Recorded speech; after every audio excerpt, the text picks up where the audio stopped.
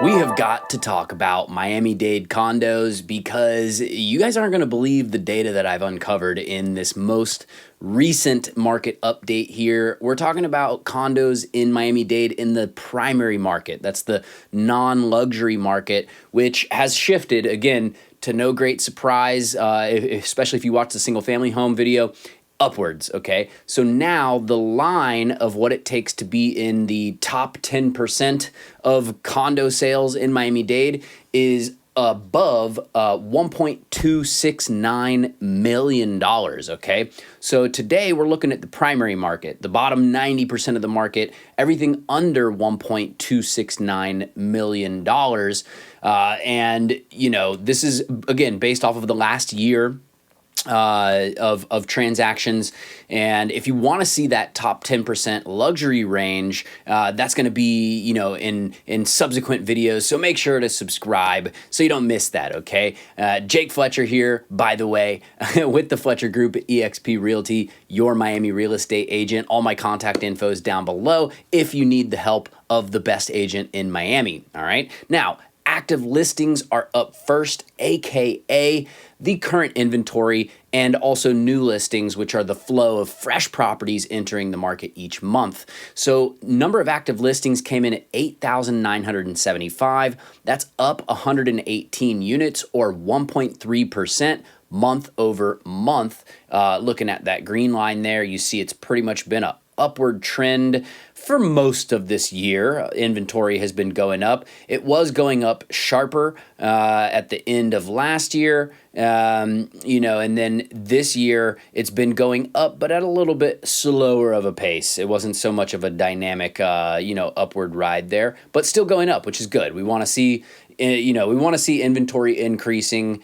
because that's one of the keys to hopefully prices coming down, okay? And year over year, active listings are up a hope-inspiring 3,096 units or 52.7% year over year, okay? So that's pretty dang good. All right, now let's take a gander over there at the blue line, the new listings, which came in at 2,228, okay? That's up 17 units or 0.8% month over month, and it's up 518 new listings or 30.3% year over year. All right. Well, what about prices, Jake? We only care about prices around here, okay? We want to know, what does it cost?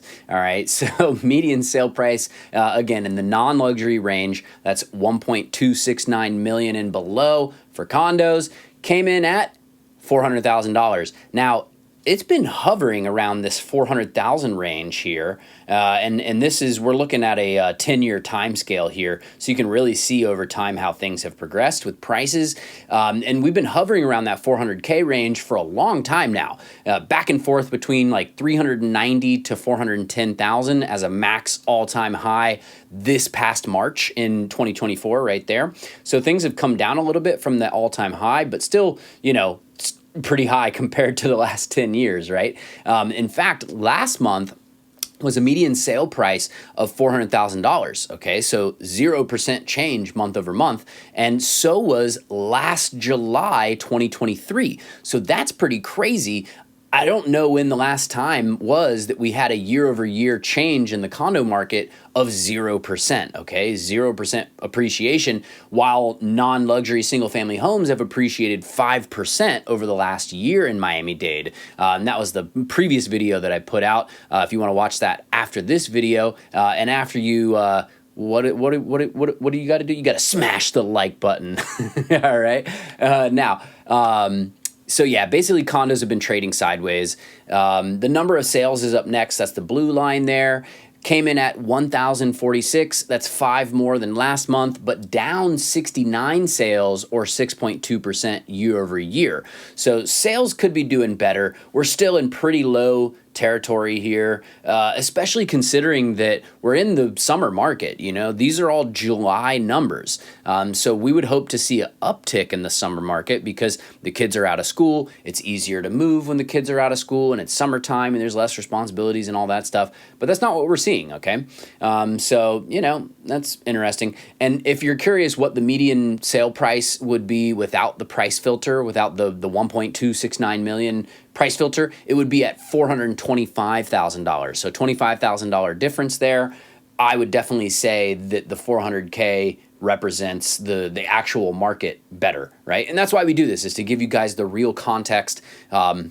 So many people out there will tell you average real estate prices instead of median prices. They'll just lump, $200,000 condos in with $20 million condos and single family homes. And so we differentiate things here. We get better context. That's why the viewers of my channel are the smartest around. And then the sales with no price filter are, about 10% higher, which is about 1,151. Okay.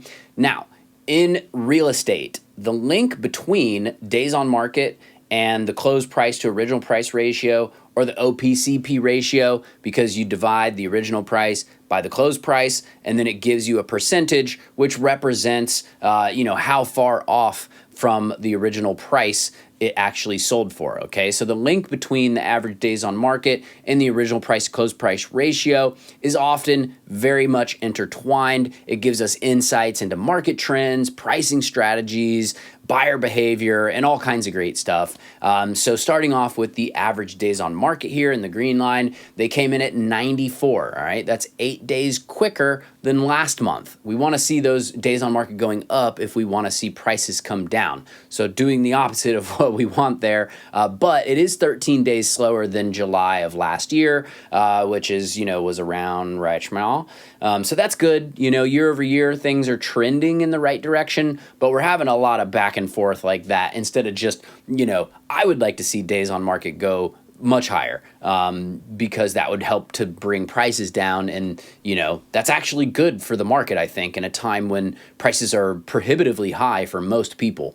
Now, the original price to closed price ratio, that is the blue line there, came in at 95.0%, down 0.4% month over month, and down 1.7% year over year from 96.7%. So things are getting much more competitive there for sellers, in both the original price to closed price ratio, inventory, low sales, and not to mention stagnant median sale price. It's been the same dang prices now for over a year, right? So, getting more competitive in terms of, from in the sellers, in the world of sellers.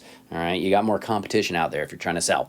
Now, months of inventory and expired listings are next, and they're very much connected in the market, and they give us a good idea of what's happening out there. Okay, months of inventory tells us how long it would take to sell all of the current listings at the current rate of sales, assuming that no new listings came on the market, and then expired listings are homes that didn't sell and they were taken off of the market. All right, so you got the green line there for months of inventory, blue line for expired listings. All right, now when more properties are sitting on the market without selling, aka more months of inventory, then we usually see a rise in expired listings, okay? Because there's more listings on the market to then expire, all right? And especially if they're not keeping up with the pace of sales, or rather the pace of sales is slowing down, then we especially will see more expireds, more months of inventory. So you generally will see that lagging, like the months of inventory will lag the expireds a little bit, okay? So you see like this pop here, that little pop right after, this pop here, that little pop right after. You get the point, all right? So months of inventory came in at 9 months of inventory for the second month in a row. Last July was 5 months of inventory, okay? So definitely a bit higher there. Still a normal market at 9 months of inventory. However, we're out of a seller's market, which you probably could have guessed by median sale prices appreciating 0%. But everything from 1 through 6 months of inventory is considered a seller's market. Things are moving quick. Homes are getting bought very, very quickly. Between 6 to 12 months is considered a normal market, and then over 12 months is considered a buyer's market. Properties are languishing on the market so long that buyers have the upper hand, okay? So the months of inventory now going from last year in a seller's market to now a normal market, and maybe heading towards a buyer's market. we got, a few more months of inventory to gain there. But if we continue to see days on market, if they start going back up again, and we continue to see inventory rising, we continue to see, more active inventory, more new listings and things like that, then we could very well see months of inventory increase. All right. Now, expired listings is up next, which came in at 2,054 expired listings. That's up only 15 from last month, but 259 additional expireds compared to last July. That's a 14.7% increase, okay? So what does all of this mean, okay? If you're a buyer right now, even though we're technically in a normal market, you have the upper hand over sellers because of a few reasons. Number one, we know that prices are not appreciating much, right? Literally 0% over the last year. We know that inventory has increased, okay? Which means, like we said, more competition for sellers. Months of inventory has increased. All of the stats basically are, maybe not all of them, but most of the stats are in favor of buyers right now. The closed price to original price ratio has come down a bit. Pretty much everything except for days on market are pretty much in buyers' favor right now. Okay, you got more inventory. New listings are stable. The days on market, is really the only thing that's not in buyers' favor right now. But that could change. That could change with less sales, slower summer market. We could see that the August numbers have a higher days on market. So we'll wait and see. But if you're a buyer, you need to understand that you have the upper hand right now in a sense because of those things.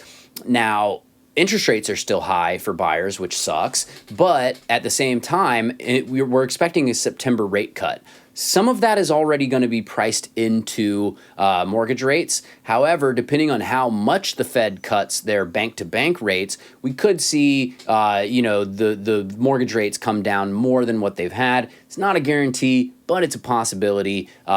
Speak with your lender, or if you're in the Miami area, speak with me and I'll connect you with a lender if you need, and we can definitely work together. Now, for sellers right now, like we said, it's very much more competitive, right? Inventory has increased a bunch, months of inventory. Your sale prices are freaking flatlining out there.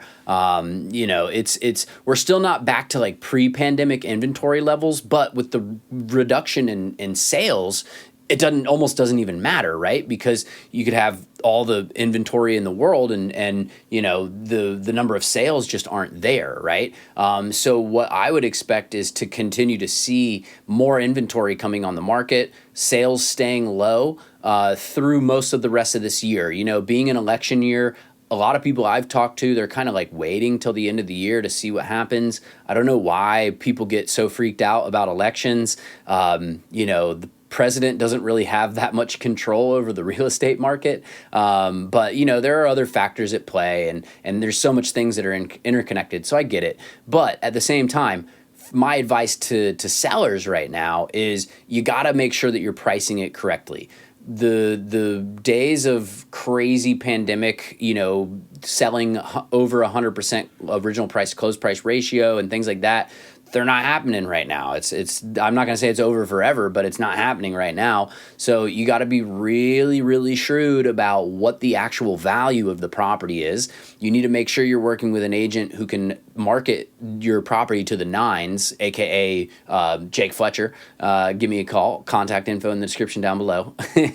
And you want to do things to make sure that your property shows the best, right? That doesn't mean you need to remodel your whole property. Just make sure that it's clean. Make sure that you got picked up things off the ground.